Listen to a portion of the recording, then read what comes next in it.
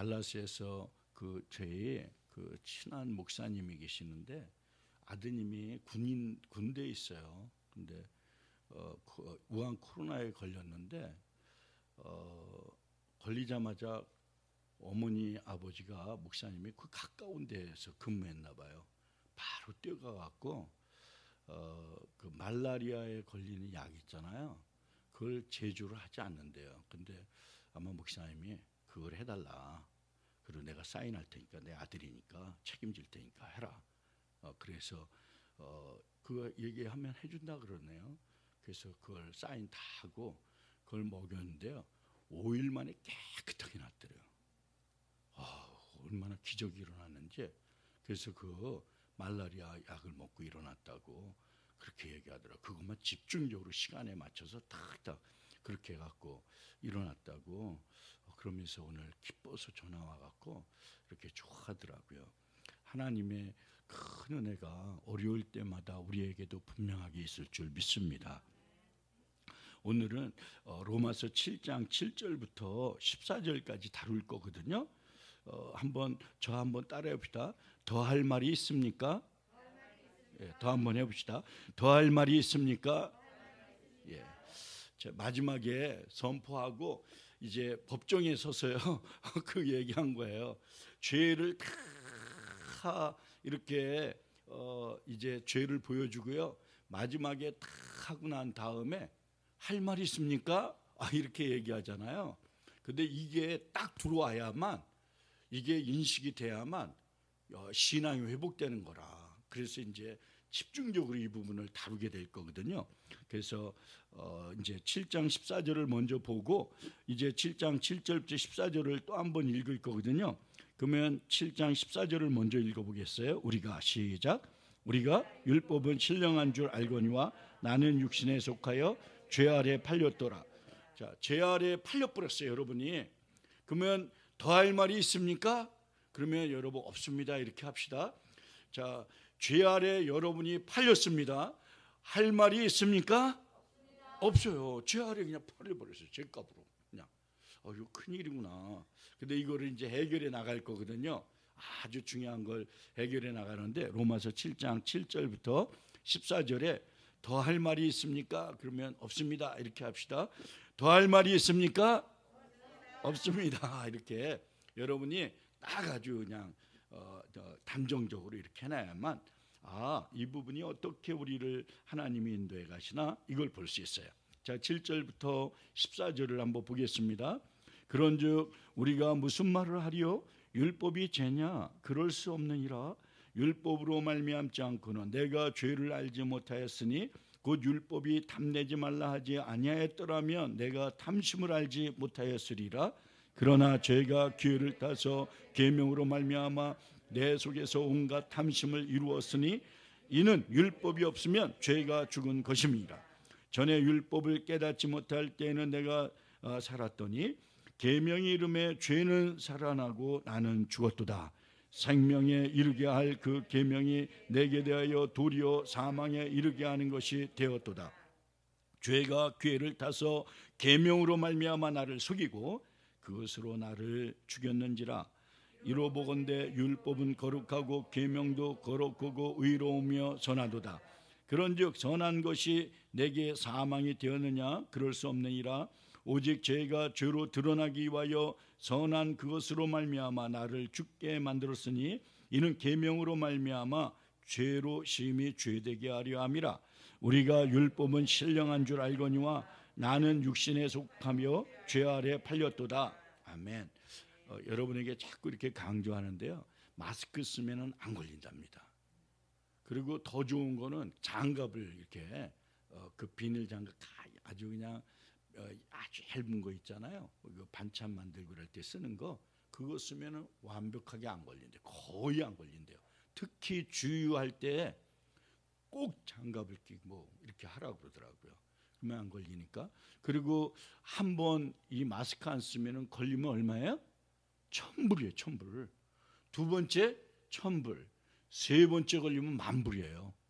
그러니까 절대로 써야 돼요. 할렐루야. 꼭 씁시다 하면. 예, 아멘. 그리고 다 벗을 때 짠하고 여러분 멋있는 얼굴을 보여주시기를 부탁드립니다. 아멘. 안 쓰는 사람은 뭡니까? 너무 못생겨서 안 쓰는 거예요. 그러니까 여러분이 쓰나 마나 안 쓰니까. 그러니까 꼭 쓰고 다녀서 이렇게 하시면 부탁드립니다. 오늘 더 할 말이 있습니까? 죄 아래 팔렸다 이렇게 이제 시작합니다. 그런데 가만히 보면 바울은 로마서 6장에서 의롭다함을 칭함을 받은 신자는 그리스도와 함께 합하여 침례받았다. 이에 죄로부터 해방되어졌고 하나님께서 우리 자신과 몸의 지체를 의의 무기로 드릴 수 있다. 이렇게 알려주었습니다. 즉 예수 믿는 믿음의 사람들은 이제는 불의가 뭔지 불의와 의 사이에서 선택할 수 있는 진짜 좋은 하나님의 선택의 축복을 주신 것입니다. 이게 축복인 줄 믿습니다. 야, 선택에. 그 믿지 않는 사람은 선택의 폭이 없다는 거야. 그런데 믿는 사람들에게는 선택의 폭을 주셔서 너무 좋은 하나님의 영안을 이렇게 여셔서 보게 하셨다 이것입니다. 따라서 자신을 하나님께 내드리고 내 지체를 의의 무기로 드리면 우리는 거룩함에 이르는 열매를 맺게 하고 최종적으로 영생의 축복을 얻는다. 이 어마어마한 하나님의 축복을 로마서 6장 13절에 우리 정리하자면 이야기한 것입니다. 로마서 6장 13절을 한번 같이 읽어볼까요? 이렇게. 자, 이게 정리가 되는 거니까 한번 정리를 하려고 한 겁니다. 또한 너희 지체를 한번 읽어보겠어요. 시작. 또한 너희 지체를 불의의 무기로 죄 내주지 말고 오직 너희 자신을 죽은 자 가운데서 다시 살아난 자 같이 하나님께 드리며 너희 지체를 의의 무기로 하나님께 드리라. 이제는 의의 무기로 하나님께 드리도록 이렇게 하나님이 축복을 하셨어요. 이것이 이제는 하나님께서 이 믿음을 통해서 금세뿐 아니라 내세까지 이르기까지 영원한 열매를 하나님이 우리에게 축복으로 주셨다는 거예요. 그게 단정적으로 로마서 6장 22절에 이야기한 것입니다. 그리고 7장으로 넘어오는데 6장 22절에 한번 읽어볼까요? 그러나 이제는 시작. 그러나 이제는 너희가 죄로부터 해방되고 하나님의 종이 되어 거룩함에 이르는 열매를 맺고 그 마지막은 뭐예요? 영생이니라. 이렇게 축복을 주셨어요. 굉장한 축복이 우리한테 이렇게 이제 주어져 있는 거구나. 그런데요, 하나님께서는 이제 바울을 통해서 이 로마서 7장에서 율법과 성령을 대조해 가면서 이 죄의 속성을 뿌리를 뽑아버리려고 우리를 정말로 축복하고 너무너무 귀하게 하나님이 브레싱하려고 하나님께서 이 부분을 이제 뿌리를 뽑기 시작하려고 이제 대조하기 시작했습니다. 로마서 7장은 율법 시대가 마쳤다. 이제는 그리스도인들에게 새 시대가 도래했다. 이걸 얘기했어요. 이제 신자들은 예수 믿는 사람들은 그리스도와 연합하여 율법에 대해서 죽었고 그리스도로 인하여 열매를 맺는 삶으로 이렇게 이제 하나님이 축복해 주셨다는 거예요. 그게 지난주에 본 것입니다. 로마서 7장에 보면 그러므로 내 형제들아, 한번 같이 읽어봅시다. 7장 4절에 그러므로 시작. 그러므로 내 형제들아 너희도 그리스도의 몸으로 말미암아 율법에 대하여 죽임을 당하였으니 이는 다른 이 곧 죽은 자 가운데 살아나신 이에게 가서 우리가 하나님을 위하여 열매를 맺게 하려 함이라. 이렇게 열매 맺는 그리스도로 인하여 열매 맺는 삶의 축복을 우리한테 주셨어요. 선택의 축복을 주셨을 뿐 아니라 이제 선택을 해서 예수 그리스도를 통해서 그 놀라운 하나님의 영광과 은혜의 그 놀라운 열매를 우리한테 이렇게 맺게 하는 그러한 축복으로 더 나가게 이렇게 했습니다. 그러므로 믿음의 사람들은요 새 언약에 따라서 사는 그런 축복이 있는 줄 믿습니다. 이제 새 언약의 사람이구나. 새 언약 사람들은 그리스도를 통하여 이제 그리스도의 영의 이끌림을 받는 삶이라고 하는 것을 이야기하고 있는 거예요. 그걸 표현해서 오늘 로마서 7장 6절에 보면 마지막 이제 7절부터 시작하는데, 정리해 보면 이제는 우리가 얽매였던 것에서 죽었으므로 율법에서 이제 벗어났지 않느냐, 이러므로 우리가 영의 새로운 것으로 섬길 것이요, 이렇게 있어요. 율법의 조문에 묵은 것으로 아니할지니라. 우리가 영의 새로운 것으로 이제 섬긴다라고 하는 말은 그리스도의 영의 이끌림을 받는 삶을 이렇게 지칭하는 거야. 우리는 이제는 그리스도의 영의 이끌림을 받는 삶으로 이제 살게 되어졌다는 거예요. 이 속에는요, 자유가 있습니다. 할렐루야. 은혜가 있습니다. 인도하심이 있습니다. 승리가 있고요, 또 이김이 있는 줄 믿습니다. 아멘. 할렐루야. 얼마나 귀한 인생의 가이드라인이 전체가 다 우리 삶에 이렇게 있는지 모릅니다. 그런데 하나님께서는 이걸 가만히 보다가 왜 이렇게 강조를 하실까? 왜 이렇게 우리 믿는 사람들에게 집요하게 하나님이 이 부분을 짚고 넘어갈까? 왜 이렇게 열심히 믿는 우리에게도 아주 강조해 가면서 이 부분에 대해서 자꾸 영의 이끌림을 받게 하려고 하는 건가? 마귀는요, 우리 마음에 하나님을 보는 눈을 보자기로 싹 씌워갖고 못 보게 해, 자꾸 해요. 그래서 그런 거예요. 그거를 덮이지 않도록 하기 위해서. 고린도서 3장 15절에 단적으로 그 얘기를 하고 들어옵니다. 고린도서 3장 15, 16, 17절을 보면요, 이렇게 하나님이 얘기하는데, 오늘까지 모세의 글을 읽을 때 수건이 그 마음을 덮었도다. 내 상태를 보니까, 가만히 보니까 나는 알지 못하는데 사실 성경을 통해서 이렇게 꿰뚫어 보니까 마음을 수건으로 덮어버렸어요. 여러분 만약에 눈을 수건으로 덮고 살아가는 살 수가 있습니까? 살겠죠. 많이 다칩니다. 하나님이 거기에서 이야기한 것입니다. 고린도서 3장 16절에 그러나 언제든지 주께로 돌아오며 주께로 돌아오라. 그 수건이 벗겨지리라. 주는 영이시라리니 영.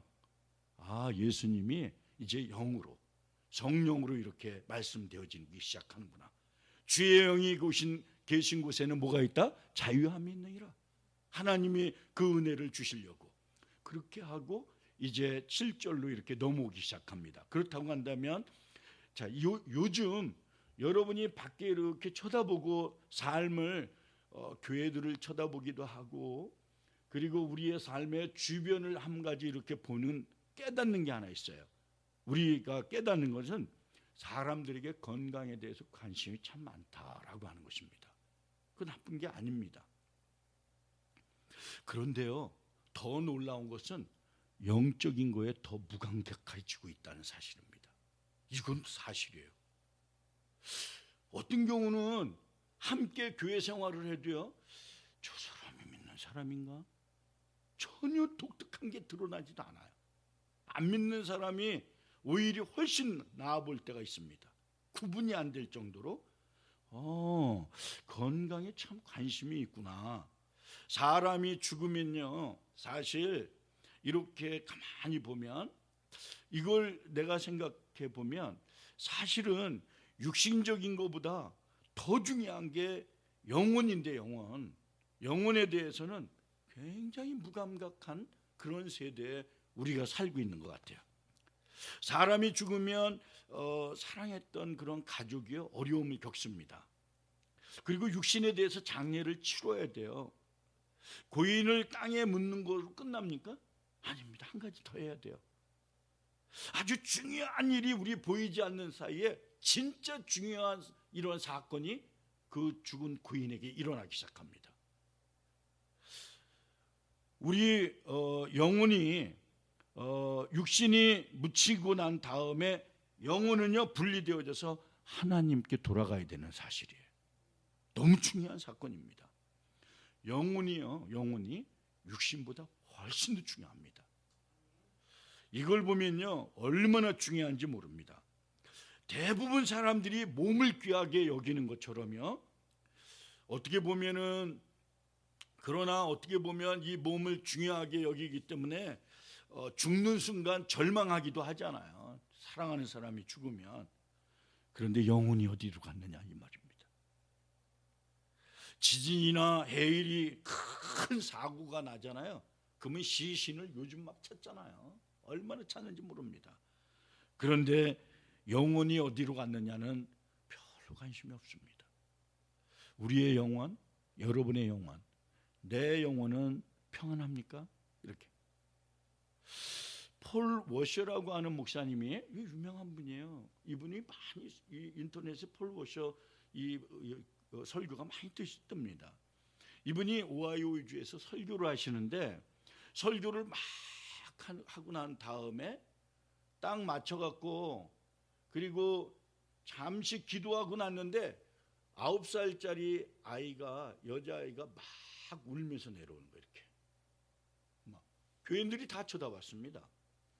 그러니까 폴 워셔 목사님이 뚜벅뚜벅 걸어가갖고, 예, 아이야, 왜 너 이렇게 우냐? 그러니까 목사님한테 뭐라고 얘기했냐면, 목사님, 저처럼 이 큰 죄인이 천국에 갈 수 있나요?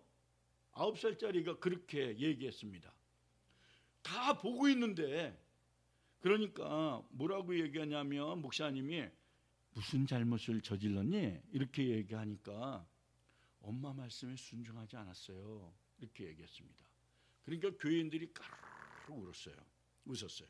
폴 워셔 목사님이 웃으면 안 됩니다. 지금 뭔가 이 아이 9살 난 아이가 지금 나와서 우리 교인들과 저에게 아주 중요한 메시지를 주려고 하는 것 같습니다. 그러니까 웃지 말고 한번 심각하게 생각해 봅시다. 이렇게 얘기했어요. 그러면서 뭐라고 얘기하냐면, 맞습니다. 우리식으로 표현한 거 이거냐? 이제 요거는 제가 바늘도둑이 소두둑 되는 걸 얘기하는 것입니다. 이렇게 얘기했어요. 이 얘기를 한 거예요. 그러면서 펼쳐진 구절이요, 마태복음 18장 8절부터 9절까지 읽혔습니다. 그날 대회개가 일어났습니다. 그 아이를 통해 갖고. 마태복음 18장 8절에 만일 네 손이나 네 발이 너를 범죄하였거든 한 번 1회를 얘기하는 겁니까? 다중적으로 얘기하는 겁니까? 1회입니다. 1회. 만일 네 손이나 네 발이 너를 범죄하게 하거든 뭐라고 그래요? 찍어버리라, 이렇게 얘기했습니다. 장애인이나 다리 저는 자로 영생에 들어가는 것이 두 손이나 두 발을 가지고 영원한 불이라고 그랬어요. 영원한 불에 던지는 것보다 나으니라. 만일 네 눈이 너를 범죄하거든, 한 번입니까? 여러 번입니까? 한 번입니다. 지금 단회성을 얘기합니다. 빼버려라. 한 눈으로 영생에 들어가는 것이 두 눈을 가지고 지옥불에 던지는 것보다 나으니라. 이렇게 얘기했습니다. 죄에 대해서의 태도를 얘기하고 있어요. 지금 엄격하게. 작은 죄가 예수님께서 말씀하시기를, 작은 죄가 영원한 불못에 던지우기에 충분한 죄가 될 수 있다. 이걸 강조해서 예수님이 얘기하신 것입니다. 죄에 대해서 민감해야 된다라고 하는 것이죠. 하나님께서는 우리의 진짜 영혼의 문제는요, 진짜 영혼의 소중함과 죄의 심각성을 깨닫지 못하는 것이 있습니다. 정말 죄에 대한 심각성을 깨닫지 못하는 이러한 것들이 문제가 심각하다는 것입니다.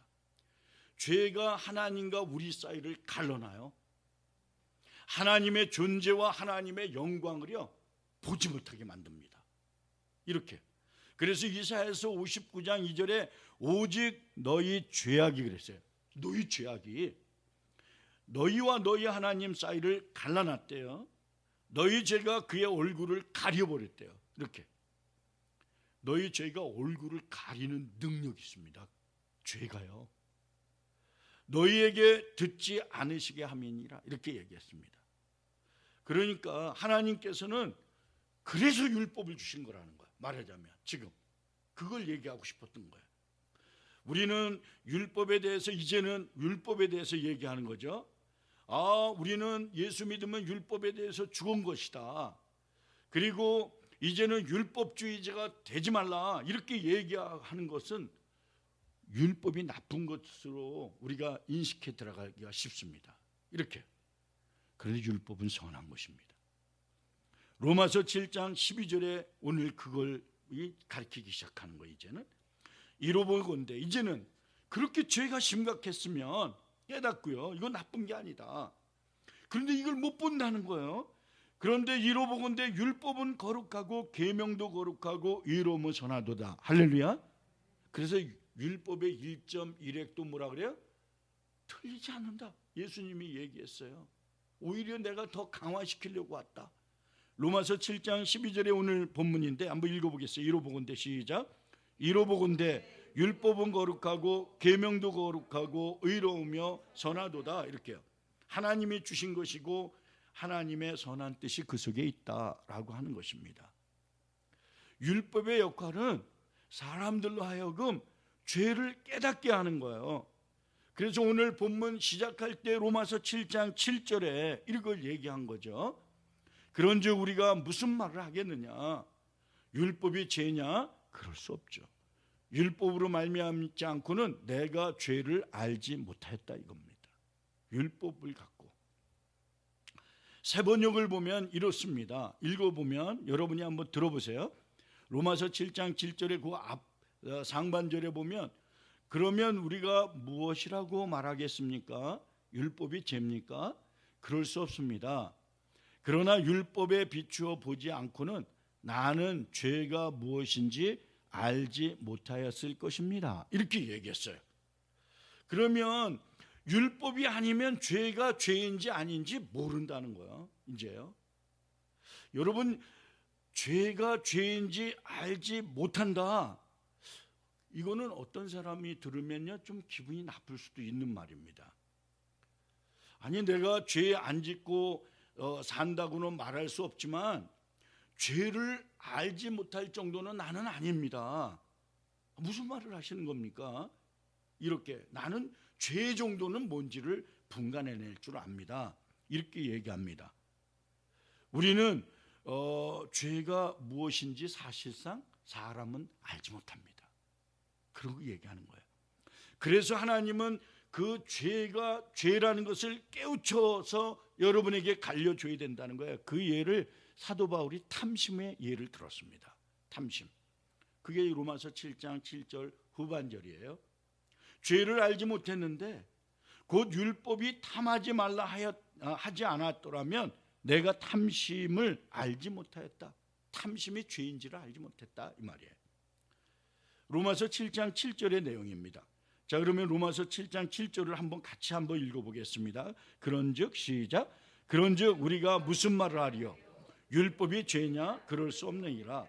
율법으로 말미암지 않고는 내가 죄를 알지 못하였으니 곧 율법이 탐내지 말라 하지 아니하였더라면 내가 탐심을 알지 못하였으리라. 자 그러면 그 뒤에를요 율법에 탐내지 말라 하지 않았다면 나는 탐심이 죄인지 아닌지 무엇인지를 알지 못했을 것입니다. 이게 표준 세분역의 내용이에요. 여러분 탐심이 죄입니까? 죄입니까? 그러면 몇 년형 받습니까? 여러분이 한번 생각해 보십시다. 그러면 탐심이 죄라고 얘기하면 탐심을 가지면 벌금 냅니까? 이렇게 냅니까? 법정에서는 탐심을 죄라고 여기지 않습니다. 도둑질하고 그 다음에 살인을 하고 이래야지 죄입니다. 그런데요 10계명에 보면 탐심이 죄라고요 마지막에 그냥 언도를 합니다. 출애굽기 20장 17절에 보면 출애굽기 20장 17절이 내 이웃의 집을 탐내지 마라 이렇게 얘기합니다. 내 이웃의 아내나 그의 남종이나 그의 여종이나 그의 소나 그의 낙이나 물은 내 이웃의 소유를 탐내지 마라. 이렇게 얘기합니다. 탐하지 마라. 이 계명을 드디어 보고도 봤어요. 탐심이 어마어마한 죄에 들어가는 거구나. 10계명이면요 한 계명 분량이 똑같습니다. 얼마나 큽니까? 그런데 하나님께서는 두 번째, 여러분이 성경을 제가 이렇게 보니까 비판하는 게 차라리 연자맷돌을 메고 죽는 게 더 낫다 이렇게 얘기합니다. 비판이 죄입니다. 로마서 2장 1절에 그러므로 남을 판단하는 사람아 누구를 막론하고 내가 핑계자지 못할 것을 남을 판단하는 것으로 내가 정죄함을 받는다. 이렇게 판단하는 내가 같은 일을 이렇게 행하면서 그러느냐. 그 판단하는 사람이요 그 양이 어마어마한 죄였습니다. 그런데 그걸 판단하는 순간 동일한 죄가 나한테 들어온다. 제 말이 아니라 성경 말씀이 그렇습니다. 세 번째 더 넘어가 보면 사람이 염려가 죄인지 모릅니다. 염려가 죄입니다. 왜 염려가 죄냐면 하나님이 하지 말라고 하는 것은 하는 걸 죄라고 그래요. 트레스패싱 하는 거예요. 너무 들어온 겁니다. 큰일 나는 겁니다. 하나님의 기준이에요. 다시 말해서 하나님이 하라고 하는 것을 안 하거나 아니면은 하나님께서 하지 말라고 하는 것을 하는 건데 염려입니다. 염려. 마태복음 26장 25절에 보면 마태복음 6장 25절에 그러므로 내가 너에게 이르노니 목숨을 위하여 무엇을 먹을까 무엇을 마실까 몸을 위하여 무엇을 입을까 뭐라 그래요? 염려하지 말라. 명령입니까? 그냥 하나님이 한 번 하고 마는 말입니까? 명령입니다. 아주 중요한 겁니다. 한 목사님이 참 귀한 성도님인데 변하지 않는 겁니다. 그래서 예배를 끝나고 앞으로 계셔서요. 당신은 죄인이라고 여기십니까? 그랬더니 아닙니다. 그러더랍니다. 그래서 누가복음 10장 27절을 이렇게 일으켜드렸답니다. 대답하여 이르되 내 마음을 다하여 목숨을 다하여 힘을 다하며 뜻을 다하여 너희 주 하나님을 사랑하고 또 내 이웃을 내 몸같이 내 자신같이 사랑하라 하였나이다. 이렇게 읽어드리고요. 이게 율법의 총요약입니다. 율법. 하나님이 얘기하신 말씀의 총요약입니다. 이 부분을 지키셨습니까? 이렇게 얘기했대요. 그 착하신 교인이요. 그렇게 울더랍니다. 제게 진짜 선한 게 하나도 없습니다. 율법의 역할은 이처럼 우리의 양심을 일깨워놓는 거예요. 이렇게 하나님께서 우리에게 율법을 주신 것은 우리가 아예 죄의 속성으로 죄 짓고 살기 때문에 그런 것입니다. 그래서 돌이키고 싶으셨던 거예요. 로마서 5장 13절에 보면 죄가 율법이 있기도 전에도 세상에 있었어요. 이렇게 율법이 없을 때에는 죄가 죄로 여기지 아니했는데 이제는 죄가 죄인 걸 확 드러나게 만듭니다. 여러분 죄가 죄인 줄 모르면 감각이 없는 것입니다. 감각이 없는 걸 뭐라 그랬죠? 문둥병이라고 합니다. 큰일 납니다. 에베소서 4장 19절에는 그들이 감각 없는 자되어 이게 에베소서는요 에베소 교인들에게 쓴 말입니다. 그들이 감각 없는 자가 되어 자신을 그렇게 감각이 없으면 방탕에 방임하게 된다는 거예요. 방탕에. 바늘도둑이 소두둑 됐습니다. 진짜로. 방탕으로 막 나갔어요. 방탕이라는 건 어딕티드입니다. 그리고 모든 이렇게 붙였어요. 더러운 것을 욕심으로 행한다 이렇게 얘기합니다. 두 가지를 합니다. 감각이 없으면 방탕에 방임하게 되고요. 그거는 다 마찬가지입니다. 저도 그렇고 여러분도 그렇고 거기에 장사가 없습니다. 모든 더러운 것을 욕심으로 하는데요. 지금 그렇게 하면 알 수 있을까요? 본인이 모를까요? 모릅니다. 그러니까 말씀이 그렇게 중요한 겁니다. 로마서 1장 12절에 보면 1장 32절에 보면 그렇게 얘기합니다. 감각 없는 자가 돼서 방탕하고 더러운 욕심을 이렇게 해갖고 가면은요, 로마서 1장 32절에 그들이 같은 일을 행하는 자는 사형에 해당한다고 하나님의 정의심을 알고도 자기들만 행할 뿐 아니라 또한 그런 일을 행하는 자들을 옳다느니라 이렇게 얘기합니다. 감각이 무감각해지니까요. 저는 이것을 보다가요, 오늘 부분은요 죄의 뿌리를 아예 캐버리는 겁니다. 이렇게. 그리고 저는 그냥 개인적인 생각은 마귀의 일을 확 드러내는 것 같아요. 이게 마귀의 일이구나 도대체 이거. 그러니까 감각 없는 자로 만드는 거지 우리가요. 여러분 예배 감각이 다시 살기를 주님의 이름으로 축원드립니다. 여러분이 가정이 회복되는 감각이 살아나기를 주님의 이름으로 축원드립니다. 우리가 이 미국의 유명한 뉴스 해설가거든요. 이분이 폴 하비라고 하는 말이에요. 이분이 한 분이에요.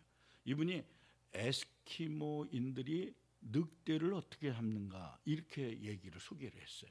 이 폴 하비가 아주 특별한 방법이 그냥 있답니다. 칼 있잖아요. 칼을 날카롭게 갑니다. 그리고 거기다가 칼에다가 피를 묻혀요.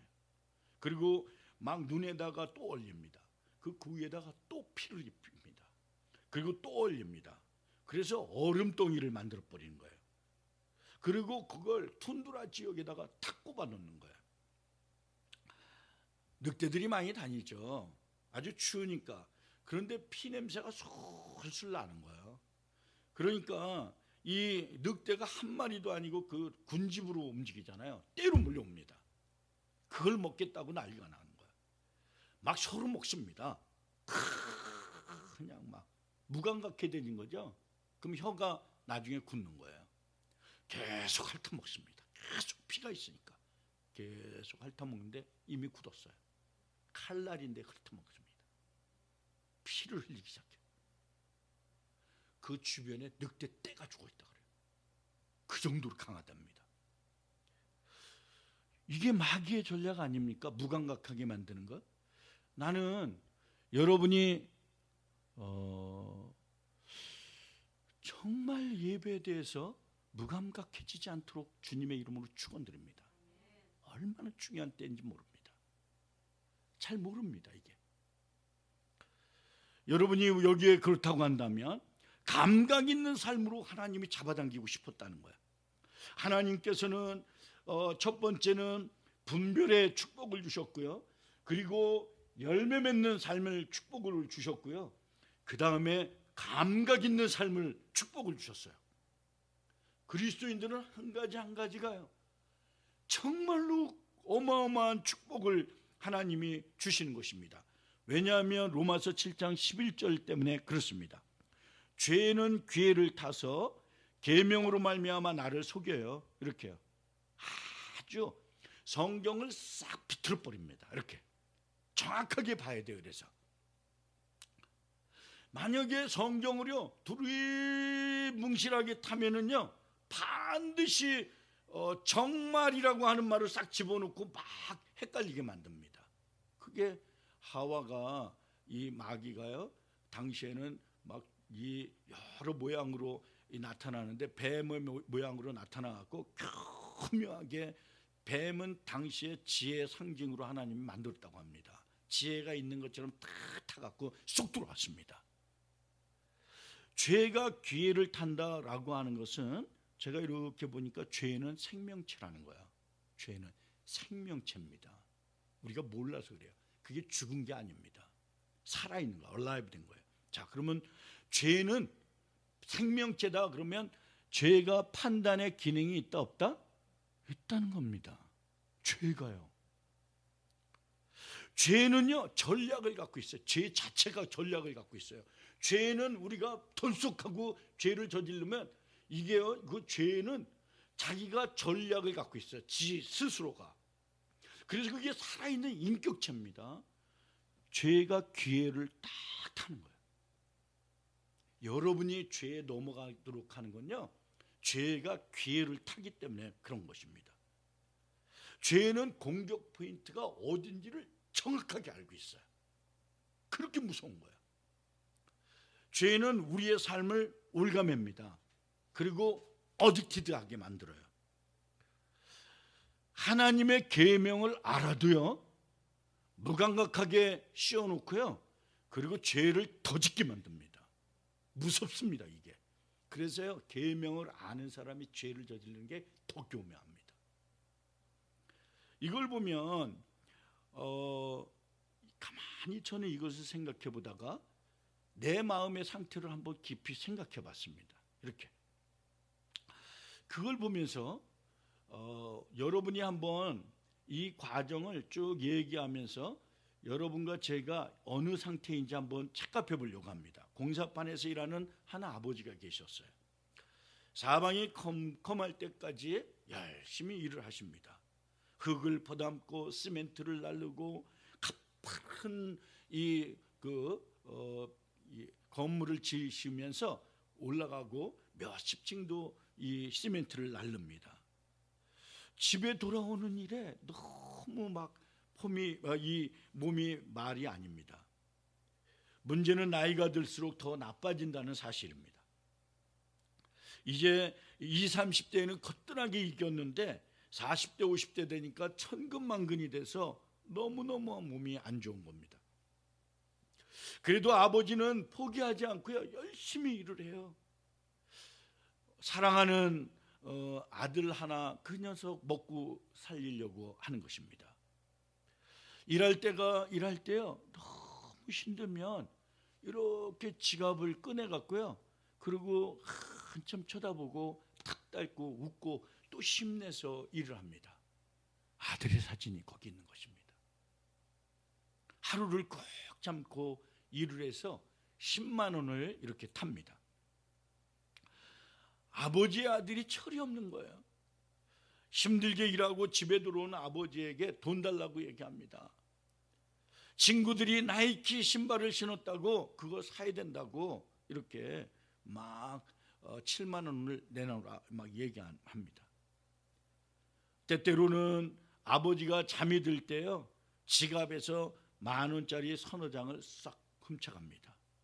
그 돈을 갖고 가세요. 친구들과 밤새도록 술 먹고 시닥거리다가 새벽이면 가끔가다 이렇게 들어옵니다. 이런 아들을 길에서 만나면 이놈의 새끼 그러고 싶은 생각이 안 듭니까? 사실 이놈아 정신 차려라 이렇게 얘기하고 싶은데 이 철없는 모습이 아들 모습을 가만히 생각해서 은혜 속에 들어가 보면 내 모습이라는 걸 알 수가 있습니다. 그래서 하나님은 하나님의 의를 드러내놓고요, 거룩한 삶이 어떤 것인지, 구별된 삶이 어떤 것인지 율법을 통해서 하나님의 사람이 죄로 그 길로 들어서지 않게 하기 위해서, 그리고 죽음의 죄에 이르지 않게 하기 위해서 하나님이 그 율법을 우리한테 주셨다고 우리 말씀하시는 것입니다. 로마서 7장 9절과 10절에 보면, 전에 오늘 9절이니까 한번 읽어보겠어요. 7장 9절과 10절에 전에 율법을 깨닫지 못할 때는, 시작, 전에 율법을 깨닫지 못할 때에는 내가 살았더니 계명이 이름에 죄는 살아나고 나는 죽었도다. 생명에 이르게 할 그 계명이 내게 대하여 도리어 사망에 이르게 하는 것이 되었도다. 이렇게 얘기합니다. 죄인데요, 회개를 하지 않는 거예요. 그런데요, 끝까지 회개를 하지 않는 것입니다.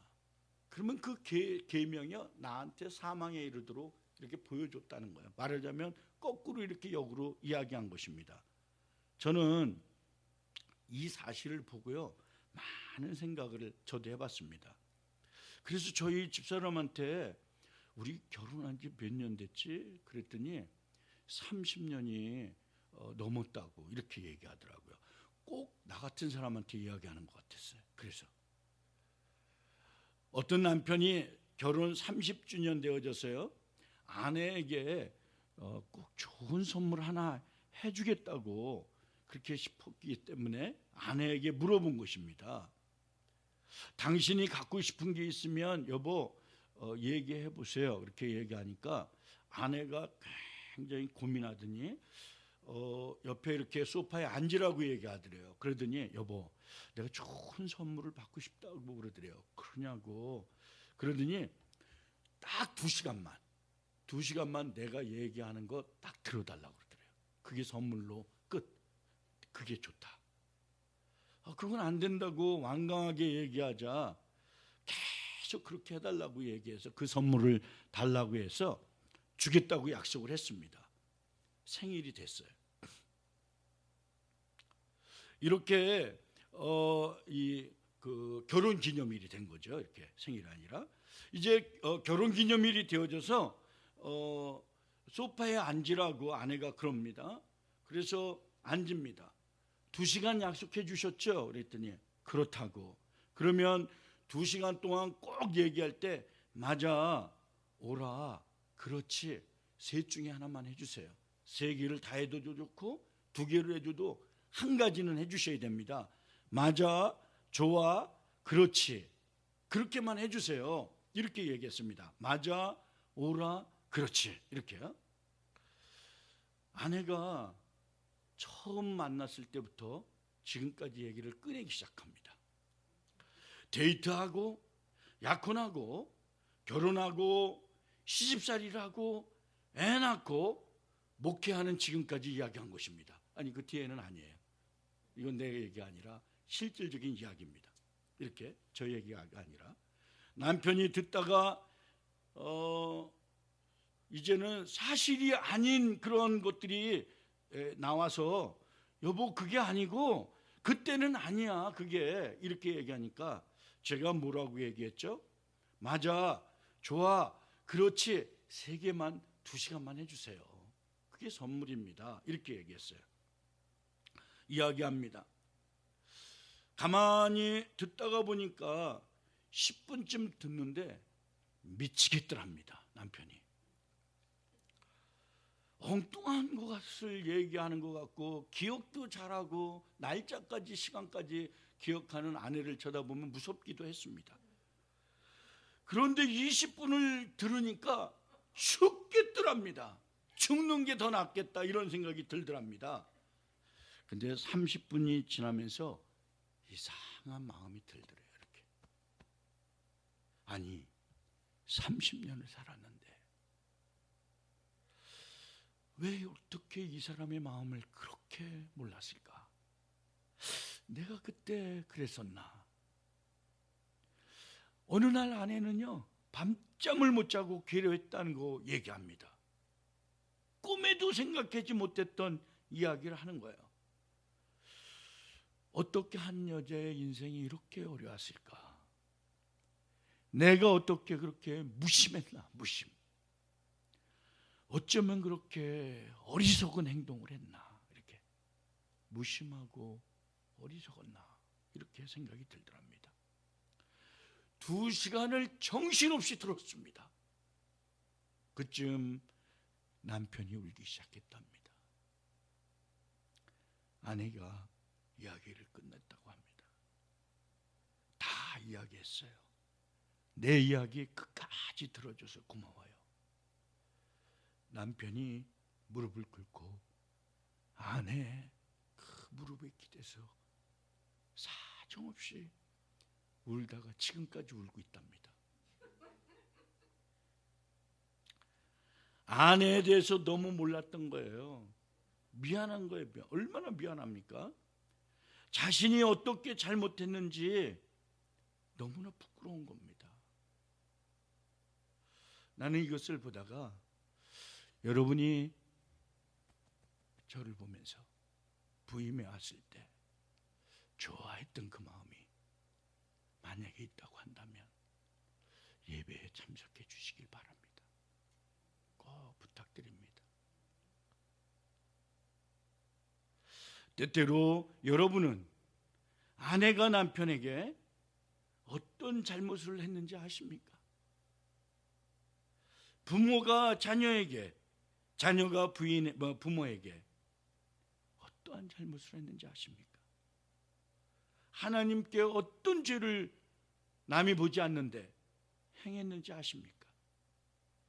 율법은 이러한 역할을요 다 드러내는 것입니다. 나단 선지자는 율법과 같은 사람입니다. 어느 날 그 소중한 사람이 다윗은 밧세바를 범했다, 왕이 그 정도 행한 것은 이유도 아닙니다. 지금은. 근데 하나님의 사람은 이유가 됩니다. 어느 날 다윗은요 무감각해졌어요. 그리고 전혀 죄가 죄인지를 몰랐습니다. 그런데요 이렇게 율법인 이 나단 선지자가 와갖고요 얘기할 때요 깨닫고 대성통곡을 합니다. 그때의 고백이 시편 51편의 내용입니다. 주의 얼굴을 내 죄에서 돌이키시고 내 모든 죄악을 지워주십시오, 이렇게 얘기합니다. 많은 눈물을 흘리면서 하나님이여 내 속에 정한 마음을 창조하시고 이렇게 내 안에 정직한 영을 새롭게 하여 주옵소서. 나를 주 앞에서 쫓아내지 마시고 주의 성령을 내게 거두지 마시옵소서. 51장 12절에 주의 구원의 즐거움을 내게 회복시켜 주시고 자원하는 심령을 주사 나를 붙드소서, 이렇게 이야기합니다. 저는 이것을 표준 세번역이 좋아서 읽어보니까요 난 눈물이 나더라고요. 주님의 눈을 내 죄에서 들이키시고 내 모든 죄악을 없애주십시오. 아 하나님, 내 속에 깨끗한 마음을 창조하여 주시고 내 속에 견고한 심령으로 새롭게 하여 주시옵소서. 주님 앞에서 나를 쫓아내지 마시고 주님의 성령을 나에게 거두어 가지 말아 주십시오. 주께서 베푸시는 구원의 기쁨을 내게 회복시켜 주시고 내가 지탱할 수 있도록 내게 자발적인 마음을 주시옵소서. 하나님께서는 율법은 회개의 길로 우리를 인도합니다. 회복의 길로 인도하죠. 그래서 우리가 회개를 하면 성령을 선물로 받는 것입니다. 사도행전 2장 38절에 보면 베드로가 이르되 너희가 회개하여 각각 예수 그리스도의 이름으로 침례를 받고 제사함을 받으라, 그리하면 성령을 선물로 받으리니, 그렇게 이야기합니다. 이거는 믿는 사람에게도 사실 누차 읽혀지면서 우리가 본받아야 될 그러한 굉장히 중요한 구절입니다. 사람들이 이렇게 얘기하죠. 오늘 이것을 보다가 저는 이런 생각을 했어요. 이렇게 생각해 봤어요. 마틴 루터가요 회개하기 전에 이분 신부였습니다. 자기 인생을 한번 꺾은 사람이에요. 그런데 이분이 경건하게 수도를 하면서 성경을 통해서 진짜 하나님의 거룩하심을 봤습니다. 어느 날 자기의 죄를 쳐다보고 견딜 수 없는 어려움을 겪었어요.